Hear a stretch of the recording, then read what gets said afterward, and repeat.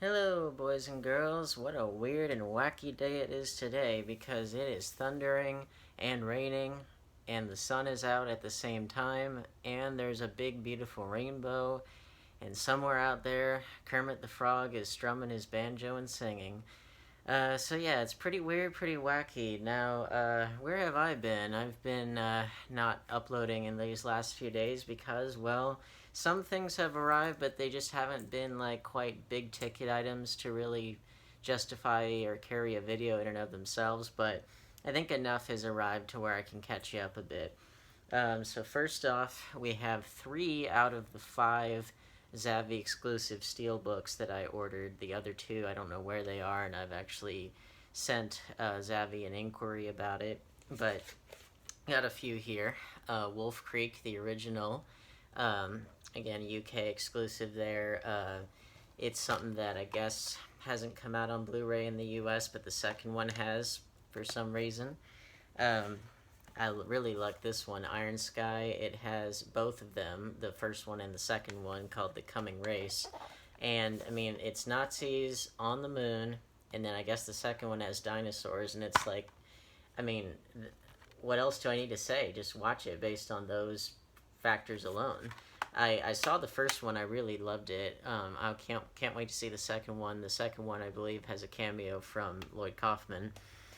And then for Zavvi, we got the 2015 Macbeth with Michael Fassbender and Marion Cotillard. And I always wanted to see this because I'm a big Shakespeare nut. And I never did, so I'm glad to see it, and it's a beautiful steelbook. And then now we got a few eBay-related things. What all do we have? We've got Gone with Amanda Seyfried, part of our Amanda Seyfried studies that we've been doing. And it's the Canadian edition there. I don't know if it comes with the slipcover or not. If it does, I couldn't find it. We got the latter 2 Chucky films. Technically it should be, came first, the Cult of Chucky and Curse and Cult of Chucky, with the lenticular slipcover there. So, and they both have their slips. Now the Child's Play series is complete once again. And then we got a couple of controversial movies. Oh, freaky, strange, whacked out. The first of which is Bloodsucking Freaks from Troma. And what makes this one, I have seen this one, and I used to own this edition, but I got it back now. What makes this one particularly interesting, and this is actually in Lloyd's introduction to the Blu-ray, he was saying that out of all the movies that Troma has ever had submitted or has ever acquired the rights to or whatever, out of all of them, this is only, I think, one of 2, Lloyd said, that if it were submitted to them today, they would refuse. Which that's saying a lot, because Troma will put out a lot of stuff that isn't necessarily of the greatest quality, but it's helping to get some indie people on the map, and it's just something that kind of fits with the overall brand. But it's I think that it says it best on the cover here. It says that it's more outrageous now than it was in 1976. It's very true. I mean, this is a very uncompromising, very brutal, very sadistic film about cruelty for seemingly no reason, and it's worth watching for that reason. It's not necessarily enjoyable in that way. In fact, it gets so kind of cartoonishly violent that it's like, sucking brains out of somebody's head, and things like that. It's like, it gets kind of ridiculous, but it also, it's something that it definitely has its audience. Like on the back here, it says new interviews with Eli Roth and WWE superstar Chris Jericho.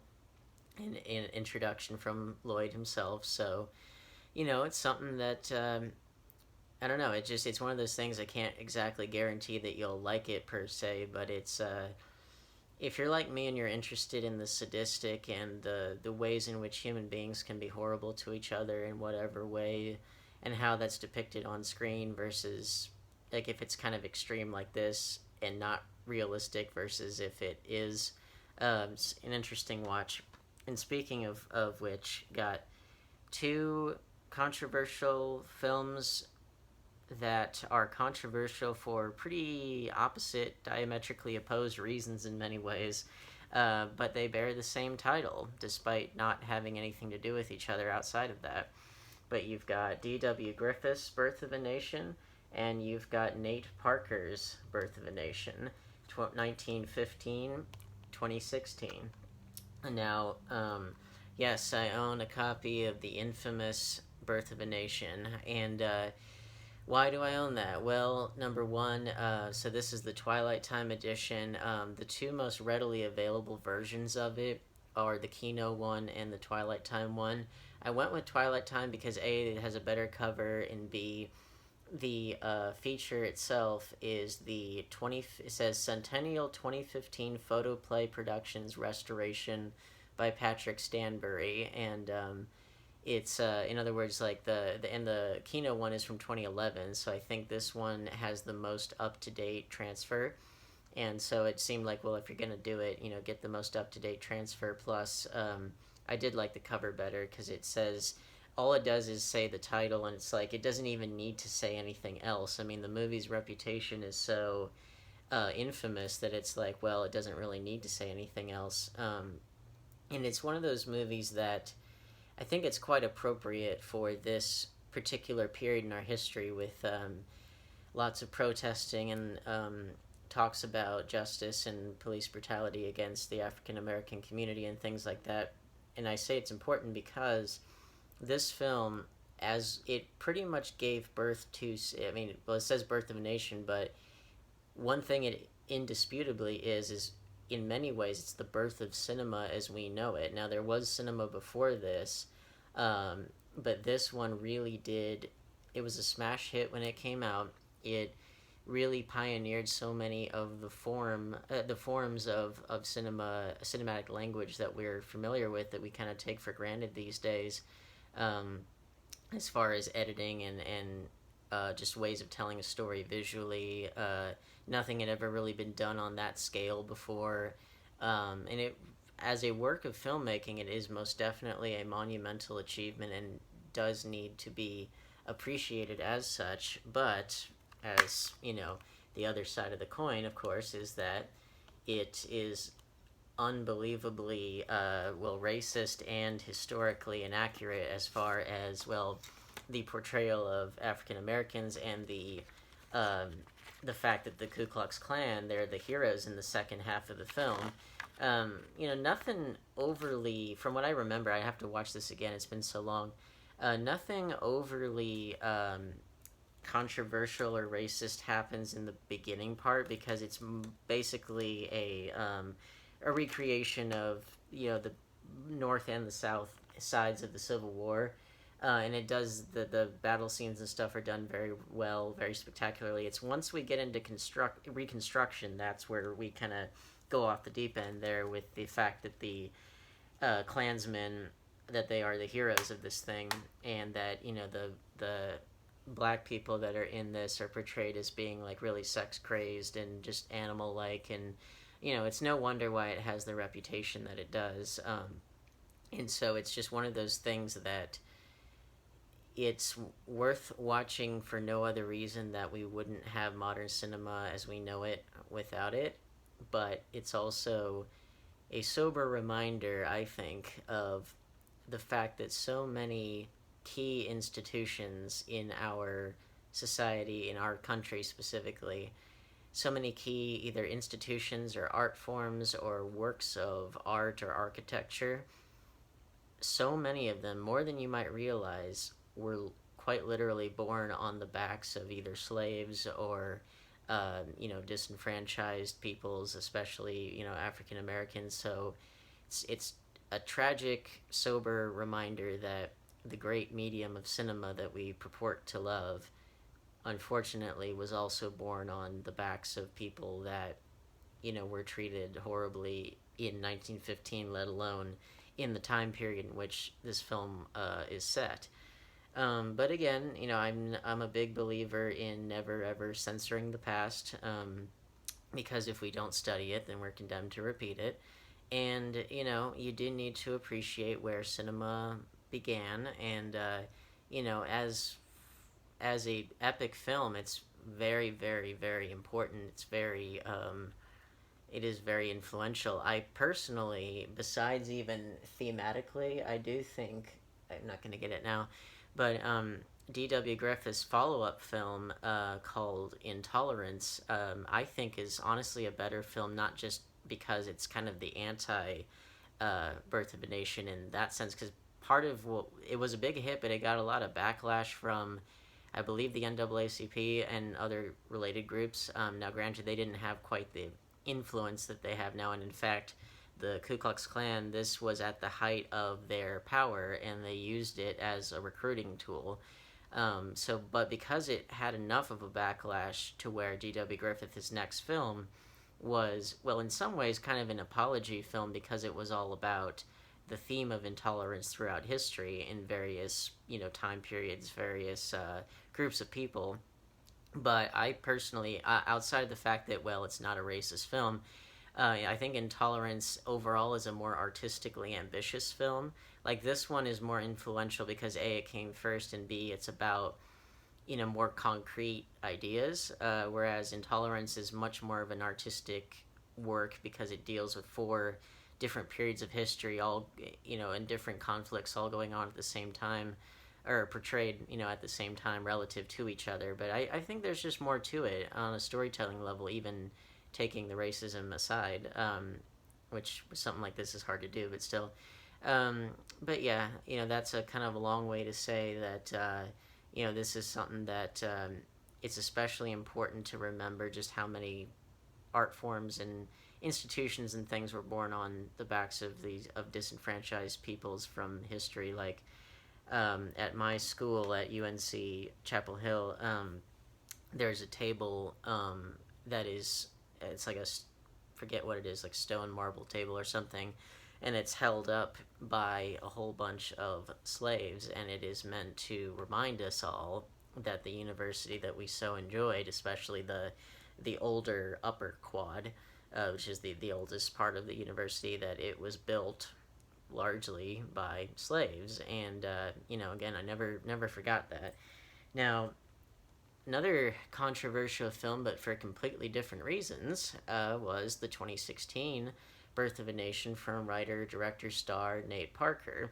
And this film is all about Nat Turner's slave rebellion, which I remembered when this was set to come out. I remembered thinking, well, that's a great idea for a film, because I always liked the story of Nat Turner. I always thought that he, his was a rather unique story as far as leading a big slave rebellion, and he, if I'm not mistaken, he had a lot of visions of, his destiny to do this and that kind of thing. Still eager to see it, and I got the one with the slip, but it's controversial in a completely different way. It's because Nate Parker, I guess, when this was making the rounds and when it was looking to possibly be an awards contender, that I guess some news of like a sexual assault case that he was involved in with a friend, like in 2001, I guess that resurfaced, and it was in such a way that I guess it killed the movie's chances of really getting the kind of attention that it was trying to get. But I do want to see it now that all that's over, to see kind of how it holds up. I know that the intention behind calling it The Birth of a Nation, and with that kind of poster there, was, well, this was around the time of, the centennial of D.W. Griffith's Birth of a Nation, and the intention was to try and kind of reclaim that title. And, fair enough. But again, I find that rather amusing that you had 2 movies totally kind of the diametric opposites of each other, controversial for completely different reasons. But yeah, it's kind of an amusing side by side, I think. And then last up for the things that arrived over these last few days, this was from the Canadian Amazon store, Jaws 2 and Jaws 3, and that's just a little hint about what else is coming in the way of stuff from the Canadian Amazon store. So the Jaws, the Revenge, that's on its way, and also the the 4K of the first Jaws, that will be on its way as well. Alright, so that catches you all up. Sorry for the kind of long preamble there, but got a couple of things that came today, both from Canada. First up is from Mississauga, Ontario. And we're going to find out exactly what it is. Oh, good. Okay. So you remember when we got They Live on 4K from the UK? Well, it didn't come with the slipcover. I returned it to that seller, and I got it off of off of eBay, and it came from Ontario instead, and it does have the slipcover with it, which is awesome. And we already looked at that in a previous video, so I won't do it again, but it's just good to have it with the slipcover. So all of the Studio Canal 4K releases of John Carpenter films with their slips, their UK exclusive, those are now mine. How awesome is that? And finally, big old box here from our good friend JDC Outlet in southern Alberta, if I recall, but the shipping address is always Sweetgrass, Montana, because I guess that for the American buyers that having a U.S. address results in cheaper shipping, and overall happy customers, so how about that? And yeah, as it happened before, I got refunded shipping, and so it made the overall cost significantly less than it might have been otherwise, and I'm very pleased about that. And please, with all the eBay sellers that I regularly use, please check them out in the description below. They would really appreciate it. Tell them I sent you. And we've got a small little stack of random things, all conveniently bubble wrapped there for our pleasure. And I'm just going to get them all out here so we can look at them. There we are. Alright. What all do we have today? We got a wide variety of things. We got The Nice Guys, which was from Shane Black. Yeah, I couldn't remember. But yeah, this was a good film, kind of underappreciated, at least in the commercial sense. This was, I believe, Chris Stuckman's favorite film of 2015. And I remembered enjoying it. I thought it stood out relative to other films that came out that year. It definitely was a good kind of, well, buddy cop slash, crime comedy film. Pretty different, I must say. And then what do we have here? We've got The Secret Life of Walter Mitty, and keep in mind these are the Canadian versions because they've got the French underneath. I remembered seeing this in the theater, and it's funny because it got very mixed reception. I remembered enjoying it. It was not really a faithful adaptation of the short story, and I really, really love it was Thurber, his name, James Thurber, who wrote the original short story. I really love that short story. This has virtually nothing to do with it. But then again, the short story is just a lot of vignettes, and it doesn't really adapt to film all that well. But this film is it's a beautifully shot film. I was shocked that it did not get a Best Cinematography nomination that year, because it really deserved one. The cinematography was beautiful. But it was a film that just on a very, very simple level was just all about, embracing life and, just having an adventure when you are feeling like you're just, like life isn't giving you one. You gotta go out and find one. Next up, now this is sealed. How cool is that? But it's The Queen from 2006. Did I see this in the theater? I cannot remember.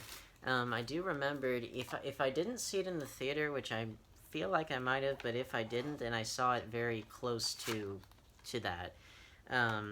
Because I remembered seeing it very well.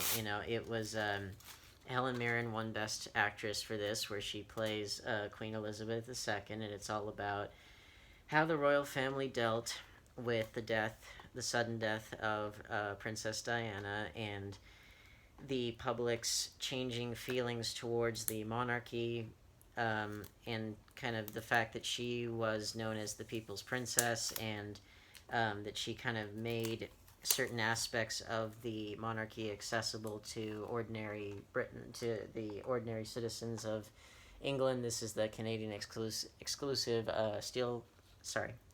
Canadian exclusive slipcover. Thank you. Cannot speak.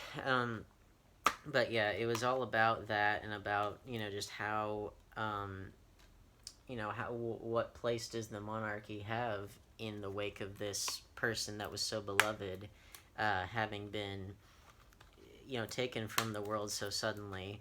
And I think they touch on some of the conspiracy theories related to, the royal family had her bumped off, but it was more so to kind of, dispel that, because it's all about, the fact that they're not exactly happy with this scenario. They didn't especially like Princess Diana, which I believe is accurate, but, it's not, they don't feed into those conspiracy theories, which are just nonsense.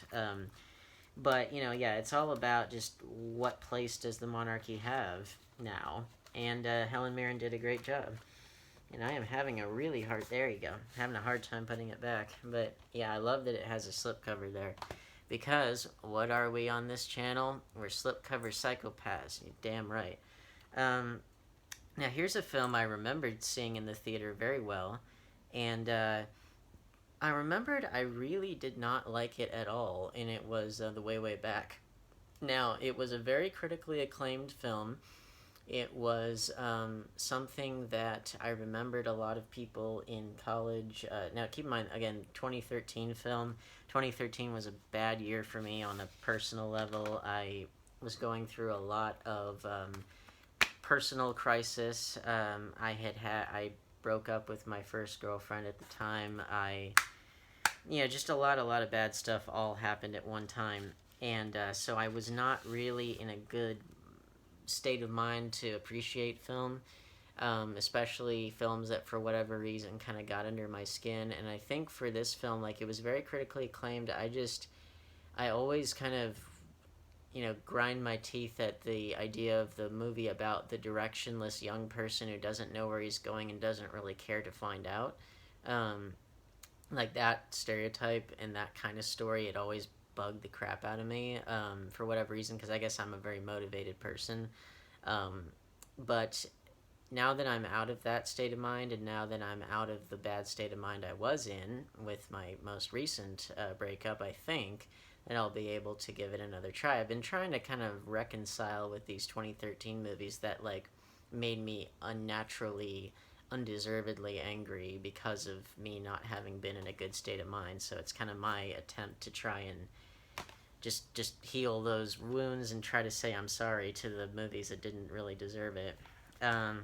We got ourselves some 7 Psychopaths action going on here. Now, this is a film written and directed by Martin McDonagh, and he was the one who did In Bruges, which this one I have not seen, but I have seen In Bruges, and I loved it. Absolutely loved it. Brilliant screenplay. Very funny, but also very heartfelt. It's a crime, comedy, drama. It has a good amount of bits of everything.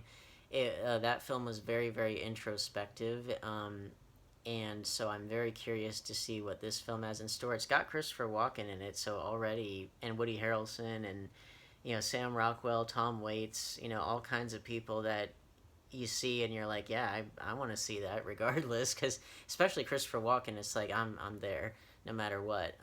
Now this film, I found out later, does come with a slipcover. This does not have it, but I did find it separately, the Canadian slipcover, so I will be ordering that very soon.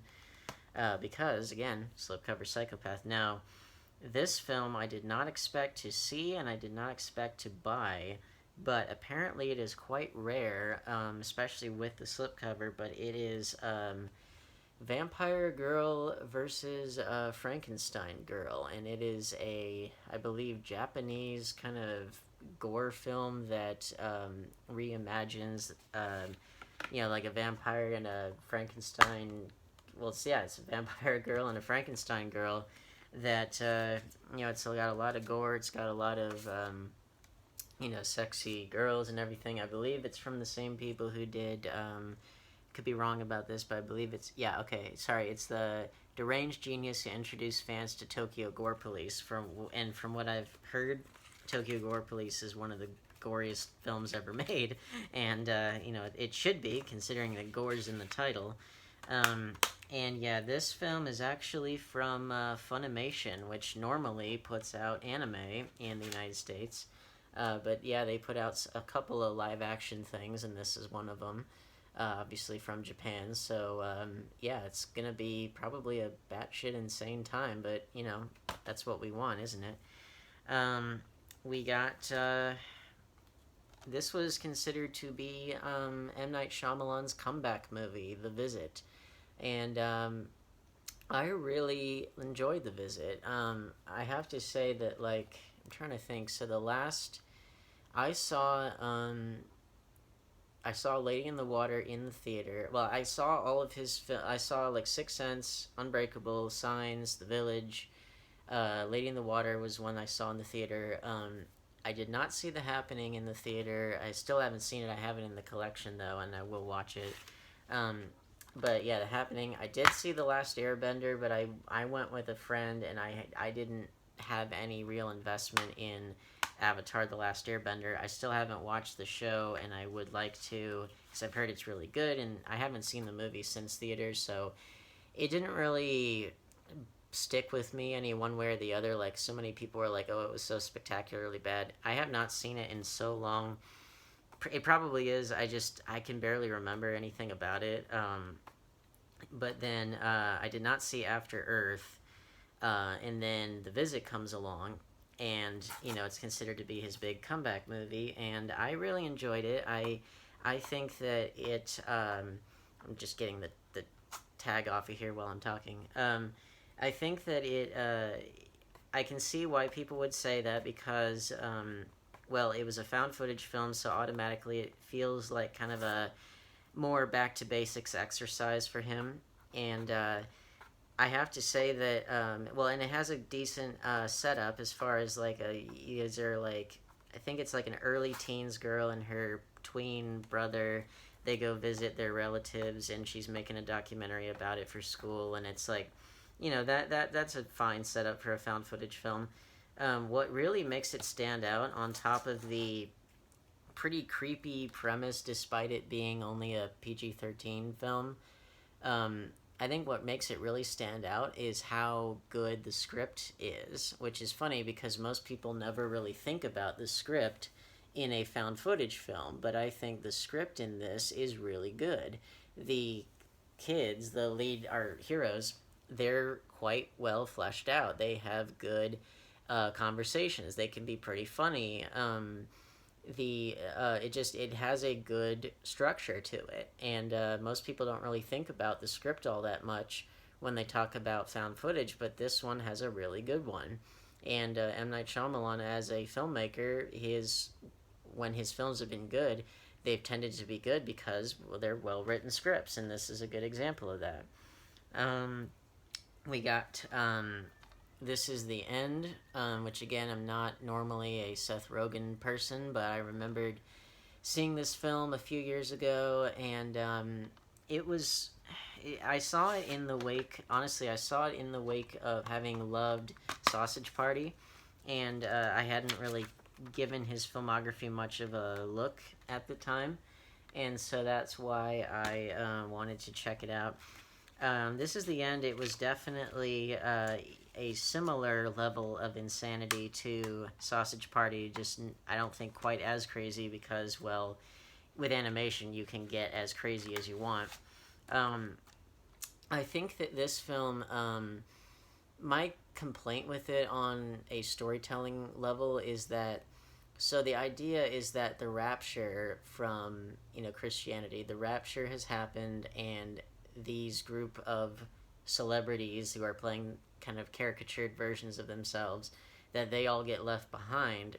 And this actually came out before Left Behind, the Nicolas Cage movie, but the Kirk Cameron one had already come out in 2000. But It's all about they got left behind. They got to figure out how do they stay alive during this apocalypse, quite literally. And it's something that I think it's an interesting premise. My only thing is that if you're dealing with the rapture, you got to figure out like, well, what conception of it are you dealing with?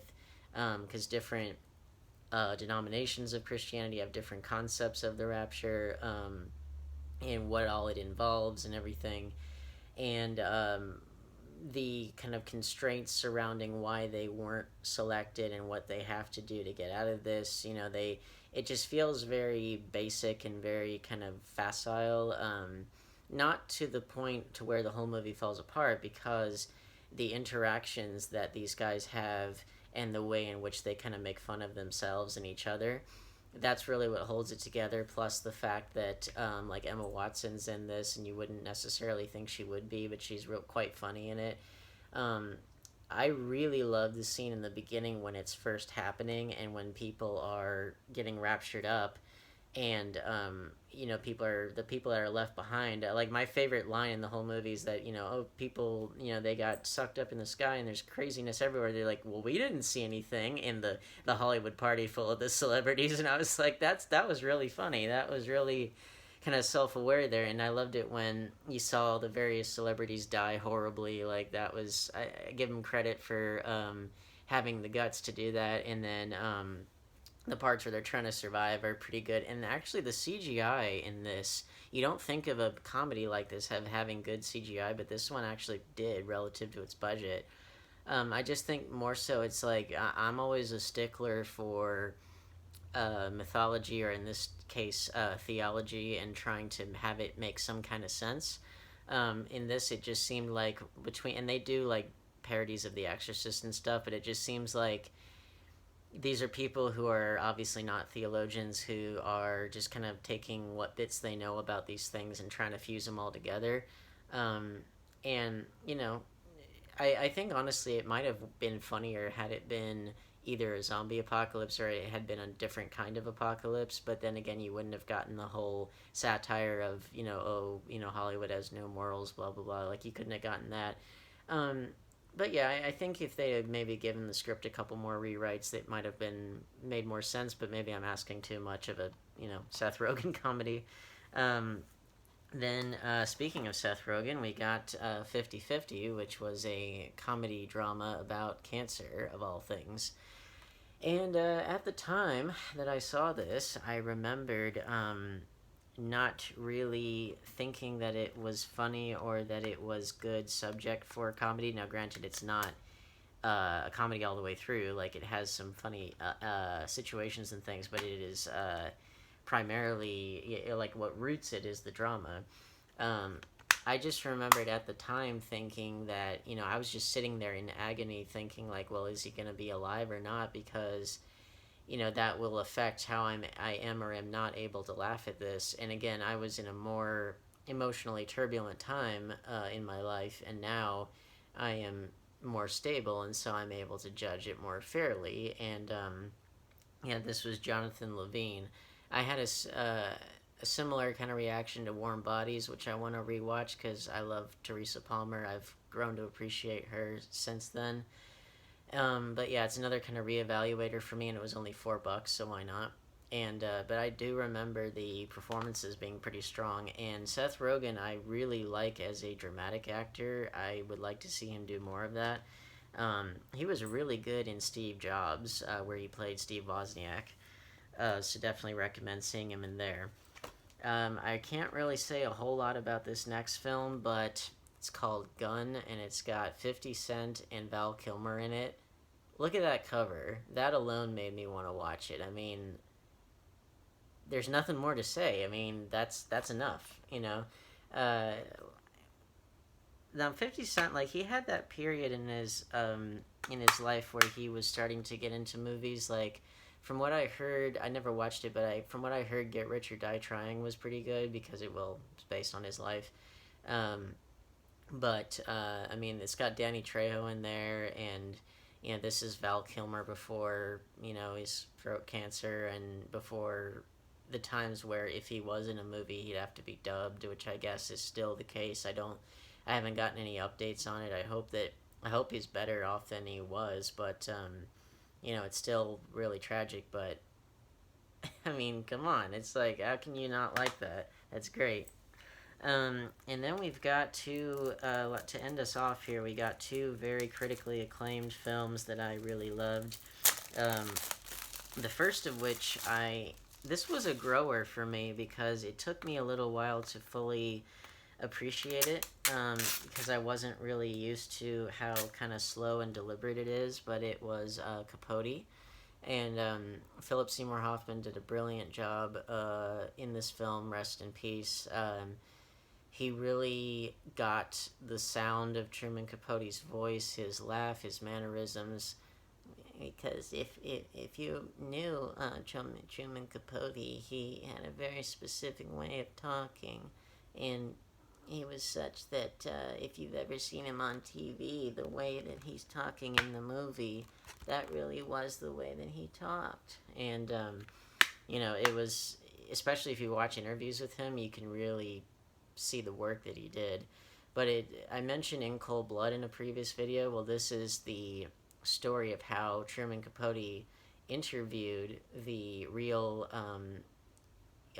criminals involved in that case, how he got the material for the book, and how he has an unusual amount of compassion for one of the criminals, but then you see kind of the fact that it's this kind of war within himself, as far as the fact that he's essentially manipulating them into getting them to give him the full story, but he does have a certain connection with this person, and yet it's not enough to make him not be manipulative to get his book to make him famous and everything. But it kind of explores the crisis of self that goes on with how it did kind of eat him up. And despite In Cold Blood being a big selling book, a huge selling book, and a very critically acclaimed one, and a nonfiction kind of true crime film, true crime book that became a true crime film. Despite all that, he never wrote another book after that.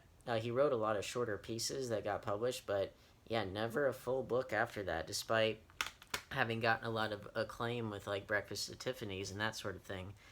Then last up, this was such a great find. It's the Canadian exclusive slip of No Country for Old Men, and look how cool that is. I've never seen this. I've seen the movie, but I've never seen that particular slip of it before, because most of the time you'll see something that looks kind of like that, but that particular slip, it looks so cool, and I really like finding these, and in Canada, as you've no doubt surmised, Alliance, they're a company that puts out many of these films. That's their logo right there. What I like about some of these releases is that the slipcover is a different design from the main cover on the inside, and I think that's a good incentive to want to get it with the slip, because it adds a little more zest to it. But anyway, guys, that catches us up, and you're going to see some cool stuff on the way. There wasn't a whole lot to really anchor a full episode, but hopefully you enjoyed all of that. And hopefully you're continuing to stay safe. I read on the news that there probably will, in fact, be a second corona wave, if not a third one. So please be prepared for that. Keep safe. And continue watching more awesome content on this channel. So hit the like button, share, subscribe, hit the bell icon, set phasers to stun, warp factor 5, and stay tuned for more awesome stuff, including some more Jaws films from good old Canada and Amazon.